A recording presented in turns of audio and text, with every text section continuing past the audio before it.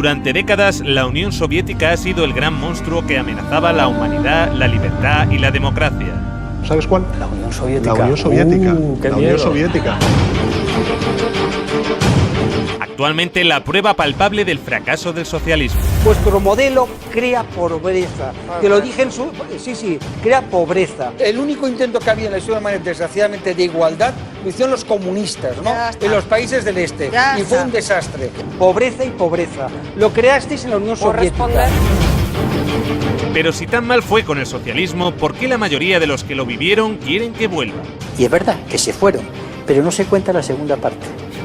La segunda parte, que en la Alemania del Este, en el Berlín actual, siguen votando a los antiguos comunistas.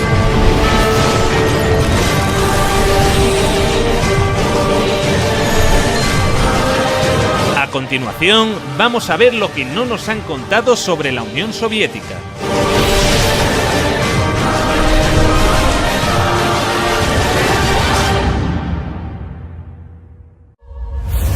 Esta es la evolución del PIB ruso en los últimos años del régimen zarista, prácticamente estancado hasta que se produce el origen de la Unión Soviética. Lo primero que harán será una reforma agraria que otorga a los campesinos propiedad sobre la tierra. Luego, los primeros años de socialismo, como consecuencia de la Primera Guerra Mundial y la Guerra Civil, fueron complicados. En 1921 se creará el Gosplan, el Centro de Planificación. Será un primer plan basado en la electrificación del país, necesario para desarrollar toda una serie de infraestructuras en un país en el que casi no había nada.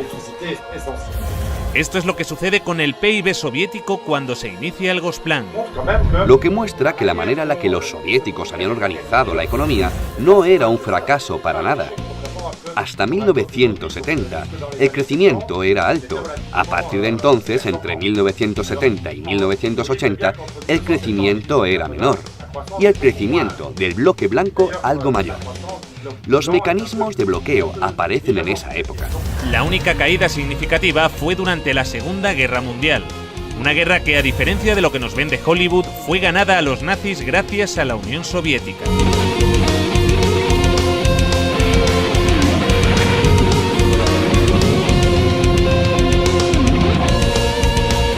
Stalingrado fue la primera gran victoria del ejército soviético.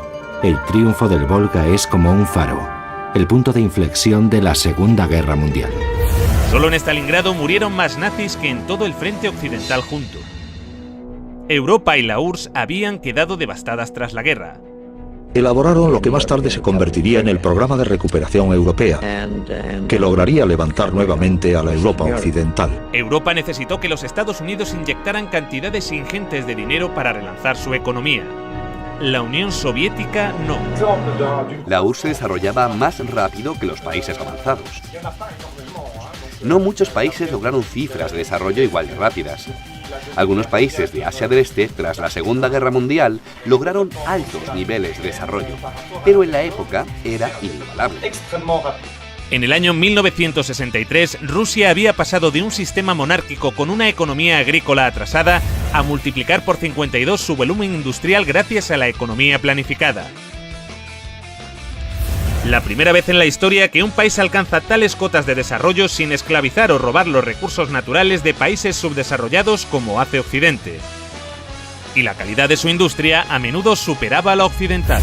En la antigua Alemania del Este, la economía comunista más eficiente, las normas estipulaban que las neveras y las lavadoras debían funcionar durante 25 años. Compré esta nevera en Alemania del Este en 1985. Tiene por lo menos 24 años. Nunca he tenido que cambiar la bombilla. Tiene casi 25 años. En 1981, una fábrica de Berlín Este empezó a producir una bombilla de larga duración. Los responsables de la fábrica presentaron la nueva bombilla en una feria internacional, en busca de compradores occidentales. Cuando los fabricantes de Alemania del Este presentaron estas bombillas de larga vida en la Feria de Hannover de 1981, sus colegas del oeste dijeron: «Os quedaréis sin trabajo». Los ingenieros de Alemania del Este dijeron: «No, al contrario. Conservaremos nuestros trabajos si ahorramos recursos y no malgastamos tungsteno». Los occidentales rechazaron la bombilla. En 1989 cayó el muro de Berlín. La fábrica cerró y la bombilla de larga duración dejó de producirse. El socialismo logró también mejorar de manera notable la calidad de vida de los ciudadanos. La vida de los soviéticos mejora en muchas cosas: la educación, la salud, el trabajo, pero a cambio la gente paga un precio muy alto. Desde Moscú, los dirigentes del Partido Comunista gobiernan con mano de hierro los diferentes pueblos y naciones que forman la Unión Soviética. Junto a los errores y a veces horrores, los rusos comieron por primera vez con los comunistas. Tuvieron educación con los comunistas. Tuvieron sanidad con los comunistas. La esperanza de vida subió de 40 a 70 años en 4 décadas y la mortalidad infantil se redujo en casi un 90%. Entre 1920 y 1921 hay una hambruna terrible. La guerra destruye la agricultura y además la guerra se da en los territorios más fértiles. La economía planificada también logró resolver esto, tanto que el promedio de estatura aumentó, consecuencia de las mejoras en la alimentación tras la Segunda Guerra Mundial. Esta gráfica muestra los niveles de ingesta calórica per cápita en Europa y los Estados Unidos. Aquí abajo, España. Por encima de todos, la Unión Soviética. Crearon también el primer sistema sanitario universal y gratuito del mundo. Los servicios sanitarios actuales de la URSS son el resultado de 40 años de evolución, experiencias e investigaciones. Forman un sistema unificado que se extiende a todas las disciplinas sanitarias y cuyas ramificaciones alcanzan a todos los centros de población que constituyen las 15 repúblicas de la Unión, llegando hasta las más pequeñas y remotas aldeas y zonas agrícolas. En el año 1980, la URSS tenía más médicos y camas de hospital que los Estados Unidos de América. También crearon el primer sistema educativo universal y gratuito en el que se incluía la universidad. Todo el material escolar lo proporcionaba el Estado. En los años 70, la URSS tenía 5 veces más ingenieros titulados que los Estados Unidos. Y mientras los Estados Unidos pasaban la Gran Depresión con un 23% de paro, la Unión Soviética alcanzaba la plena ocupación. Sus oficinas de desempleo permanecieron cerradas hasta el año 88. Y las condiciones laborales no estaban nada mal. Con la Constitución Soviética de 1936 se estableció la jornada laboral de 7 horas, pudiendo verse reducida a 6 o incluso a 4 para las profesiones más duras. La jubilación era a los 60. Para los trabajos más duros podía llegar a adelantarse a los 50. Solo hacían falta 20 años cotizados para cobrar la pensión completa. Los sueldos se cobraban al 100% durante las bajas por enfermedad, y también tenías derecho a bajas si tus hijos se ponían enfermos. La baja por maternidad duraba 1 año. De hecho, fue el país que consiguió las mayores cotas de igualdad entre hombres y mujeres. Antes, en la RDA de su juventud, la mujer era igual que el hombre, y a veces incluso superior. 9 de 10 trabajaban, había guarderías para sus hijos y tenían tiempo de ocio. Este sistema de seguridad social serviría de inspiración a la socialdemocracia occidental, que llevaría a los Estados Unidos y a Europa a su mejor época de la historia en bienestar y derechos. Entre esos derechos están el acceso a un trabajo útil y remunerado, el derecho a unos ingresos suficientes para proveer de una adecuada alimentación, vestuario y esparcimiento, el derecho de cada familia a un hogar decente, el derecho a una cobertura médica adecuada y la posibilidad de tener buena salud y gozar de ella, el derecho a una adecuada protección ante los temores económicos vinculados con la vejez, la enfermedad, los accidentes o el desempleo. El derecho a una buena educación. Luego llegaron los liberales y empezaron a joderlo todo, pero esto es otra historia. Para el resto del mundo, el aporte científico de la Unión Soviética, incluso en economía, aunque no sea totalmente científica, es notable incluso para Europa. El virólogo soviético Viktor Sanov presentó su plan para erradicar la viruela ante la Organización Mundial de la Salud. Por primera vez en la historia, la humanidad lograba eliminar una enfermedad gracias a una campaña de vacunación en la que la Unión Soviética tuvo un papel fundamental. Fueron los primeros que lograron poner un satélite en órbita, el Sputnik. Los medios de comunicación de todo el mundo estaban embargados de emoción porque el hombre había podido llegar al espacio. El cosmonauta soviético Yuri Gagarin fue el primer hombre en viajar al espacio. Valentina Tereskova, la primera mujer. La Mir, la primera estación espacial. Incluso el primer teléfono móvil.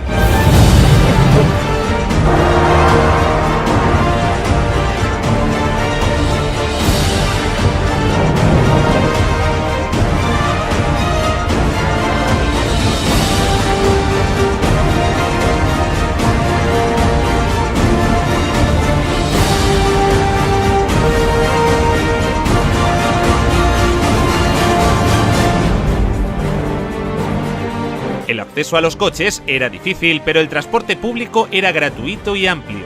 La red ferroviaria llegó a ser de las más grandes y desarrolladas del mundo. Nos enfrentamos al recorrido ferroviario más largo del mundo, el Transiberiano. Una sociedad que había logrado garantizar a todos los ciudadanos los bienes de primera necesidad. La vivienda, el agua, la luz o la calefacción no suponían más de un 30% del salario de un trabajador. Y si no podías permitirte una vivienda, el Estado te la regalaba. En la década de los 60 surgieron bloques de apartamentos en todas las ciudades soviéticas. Claro que estábamos contentos. Esperábamos esos apartamentos como el que espera a que el pastel salga del horno. Estábamos hartos de vivir con otras familias. Cuando nos mudamos nos pareció un paraíso. Vivimos aquí desde entonces y está muy bien.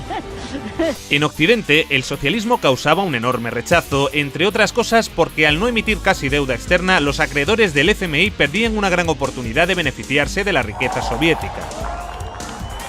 Sin embargo, mientras Reagan intentaba vender que el socialismo era un desastre, sus propios servicios de inteligencia le llevaban la contraria. En diciembre, un estudio de la CIA indicó que la URSS experimentó un crecimiento económico continuo y una mejoría en el nivel de vida de su población durante los últimos 30 años. Estos son 3 perros, uno americano, uno polaco y uno ruso. Están de visita, ahí el perro americano les explica cómo funcionan las cosas en este país. Y les dice, si ladráis lo suficiente, alguien vendrá y os dará algo de carne. Y el perro polaco pregunta, ¿qué es la carne? El perro ruso pregunta, ¿qué es ladrar? La habilidad de la economía soviética para mantener su viabilidad ante la ausencia de importaciones es mucho mayor que la de la mayoría y posiblemente todas de las economías de otros países industrializados, asegura la CIA en su informe. Pero la aventura socialista llegaría a su fin. A principios de los años 70, las reformas de Kosygin empezaban a descentralizar la economía. Esto produjo que la economía se empezara a ralentizar. 15 años más tarde, Gorbachev, para arreglarlo, decide empezar a liberalizar más el mercado. En 1985, Gorbachev llega al poder y lanza la perestroika. Como él mismo decía, su intención era un socialismo a la sueca. Pero en lugar de relanzar la economía, lo empeoró más. En el año 89, el PIB de la URSS caía por primera vez en décadas. En marzo de 1991 se hizo un referéndum preguntando por la continuidad de la Unión Soviética. Los ciudadanos votaron a favor de mantener la Unión con casi el 80% de los votos. Pero Boris Yeltsin y los Chicago Boys tenían otros planes. Esto sucedió a pesar de un referéndum en el que la mayoría de la población votó por la conservación de la Unión Soviética. En agosto de ese mismo año, una facción del Partido Comunista dio un golpe de Estado. Según la agencia de prensa soviética TASS, el presidente soviético Mikhail Gorbachev ha renunciado a su cargo y ha sido sustituido por Gennady Yanev. Lo que están haciendo es engañar vilmente al pueblo. Esto es un golpe anticonstitucional. El golpe fracasó, pero debilitó lo suficiente al gobierno para iniciar el desmantelamiento de la Unión Soviética encabezado por Boris Yeltsin. Estábamos defendiendo una Rusia libre, y el símbolo de esa Rusia libre era Yeltsin. Un proceso que ya parecía irreversible desde hacía 2 años cuando se produjo la emblemática caída del muro de Berlín. Algo que hoy se recuerda como un gran logro de la humanidad.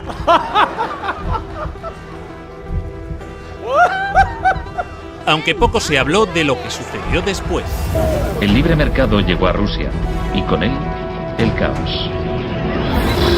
Se vendieron empresas estatales a precio de saldo. Gracias a la terapia de shock de Yeltsin, en 1992 los rusos consumían un 40% menos que en 1991. Un tercio de la población había caído en la pobreza y la gente tardaba meses en cobrar su sueldo. Con las medidas liberales llevadas a cabo por Boris Yeltsin, el PIB de Rusia experimentó una caída en picado durante los 8 años siguientes. La corrupción era generalizada y el crimen organizado se disparó. Moscú se convirtió en el nuevo salvaje oeste. Eso sí, han construido unos rascacielos de puta madre en Moscú. Se pusieron a la venta más industrias estatales, y así nació una nueva clase de empresarios multimillonarios con influencia política, los oligarcas. En 1998, el 80% de las granjas rusas estaba en quiebra y 70.000 fábricas estatales habían cerrado. Crea pobreza, pobreza y pobreza. En 8 años, el número de pobres había aumentado en 72 millones, mientras Moscú pasaba a ser la ciudad del mundo con más multimillonarios. La pobreza se disparó también en los países miembros y satélites de la URSS. La antigua RDA fue una de las regiones que salió mejor paradas, pero también experimentó algunos retrocesos, especialmente en los derechos de las mujeres. Mujeres de la RFA piden que se apliquen las leyes que protegen a las mujeres en la RDA. Una época cómoda que termina con la caída del muro en noviembre de 1989. Sí que hay un Día Internacional de la Mujer, pero ya no se celebra de la misma manera. A las mujeres ya no se las homenajea como antes. Un retroceso que en ocasiones llegó a tener consecuencias trágicas. Miles de mujeres de la ex RDA se hacen esterilizar por temor a perder el empleo. Las regiones que están más al sureste de Europa o las próximas al Cáucaso pasaron a convertirse en países cuasi tercermundistas. La desintegración de la Unión Soviética ocasionó el colapso de la seguridad social de la que gozaban antes las personas mayores. Numerosos ancianos viven hoy en la pobreza. La venta de riñones por dinero fue la única opción que la mayoría de ellos tenía para poder mantener a sus familias. Es difícil conseguir un empleo en las regiones de Moldavia. He escuchado que un riñón vale $95.000, o cerca de 100.000. Nos engañaron. Sé que no debí viajar a Turquía, pero necesitaba el dinero. Ahora ese dinero ha arruinado mi salud. Desde entonces, los latentes conflictos interétnicos que persistían en varias repúblicas de la URSS se intensificaron y desataron choques armados. Según diferentes datos, estos enfrentamientos se cobraron las vidas de decenas de miles de personas. Millones tuvieron que refugiarse. En Rumanía, ahora es habitual ver a niños viviendo en la indigencia en las calles de Bucarest. Y aunque los acreedores occidentales del FMI se beneficiaron enormemente de que en países como este se disparase la deuda externa, el grueso de la ciudadanía en Europa tampoco fue a mejor. En Europa hay 123 millones de pobres, pero los milmillonarios han continuado creciendo. Por alguna razón, desde la caída del muro de Berlín, en Europa no hemos parado de perder derechos y calidad de vida. Esa gran amenaza, que se llamaba el comunismo y que estaba allí, obligó a los conservadores de aquí a tomar una serie de medidas. Dijeron, o les damos escuela y les damos sanidad y algo más, o aquellos del otro lado nos van a comer el turrón. Cuando cayó el telón de acero, esta amenaza desapareció. Y dijeron, bueno, ya no tenemos por qué darles nada, porque no existe la amenaza. Pero como la URSS y Yugoslavia no existen ya... Mientras, los que vivieron el socialismo en primera persona a menudo lo añoran. Cuando se cambió aquello y se encontraron que tenía que pagar la calefacción, la electricidad, etcétera, etcétera. Una encuesta publicada en 2014 revela que el 60% de los rusos quieren que vuelva la Unión Soviética. Y es verdad que se fueron, porque tenían enfrente un escaparate, pero no se cuenta la segunda parte. La segunda parte, que en la Alemania del Este, en el Berlín actual, siguen votando a los antiguos comunistas. En las elecciones federales de Alemania, el nuevo Partido Socialista Unificado de la antigua RDA gana en los distritos de Berlín que pertenecían a la zona soviética. De hecho, se habla sobre todo con nuestros abuelos. Ellos nos cuentan lo que vivieron. Y en general lo hacen de forma positiva. En esa época había menos gente muy rica y todos los demás eran iguales. La riqueza se distribuía de manera equitativa. Había una justicia social. No es como hoy en día, que hay familias con menos recursos cuyos hijos no tienen grandes oportunidades. En Asia Central, esta añoranza es aún mayor. ¿Qué opinas de tu actual generación? Nos hemos quedado huérfanos. Los países se separaron y nos perdimos. Quizá en 20 años hayan desaparecido. Creo que las cosas iban mejor antes, en la Unión Soviética. En el mejor de los casos, solo unos 600 aldeanos aún viven aquí. Pero cuando Kirguistán formaba parte de la Unión Soviética, la gente de todas partes de la República deseaba venir a este lugar. Todo funcionaba, las fábricas, las plantas. Las personas vivían de manera igualitaria. Al comparar, yo elegiría el estado en el que vivía cuando tenía 7 años. Con la llegada de Putin al poder, la economía empezó a recuperarse. Se redujo la pobreza y la criminalidad. Pero los niveles de bienestar jamás regresaron. La desigualdad sigue en los niveles de la época de Yeltsin. La tasa de mortalidad en Rusia aún está muy por encima de los niveles de la era soviética. Y esto es en parte debido al deterioro del sistema sanitario, que ahora es de pago. No tuve que pagar por la escuela y la universidad, pero recibíamos una buena educación. Nos curaban de forma gratuita. En julio de 2010 murió de cáncer, mi prima. No pudo encontrar 30.000 rublos para una operación. Estuvo acostada varios meses. Las dolorosas inyecciones también las tuvo que pagar. De manera que sí, todo un logro la caída del comunismo. Un logro de la hostia. En el próximo episodio... Pablo Iglesias y Eduardo Inda revelan nuevos e inquietantes datos sobre la figura de Stalin. Sin interrumpir, Pantuflo, sin interrumpir. Vamos a dejarlo de Pantuflo. Eso es una táctica estalinista. Vamos, por favor, a mantener el respeto. Adelante, Pablo, por favor, luego Eduardo. Pido perdón por utilizar una táctica estalinista. Como todo el mundo sabe, Stalin recomendó llamar Pantuflo a los interlocutores. Y cuando estéis en Stalingrado, luchando contra las tropas nazis, recordad esto. Tenéis que llamarlos a todos Pantuflo.